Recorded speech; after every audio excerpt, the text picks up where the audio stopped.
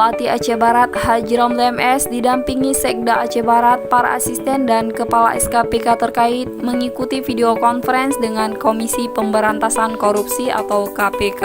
guna membahas program pencegahan korupsi terintegrasi untuk memperkuat tata kelola keuangan daerah di masa pandemi COVID-19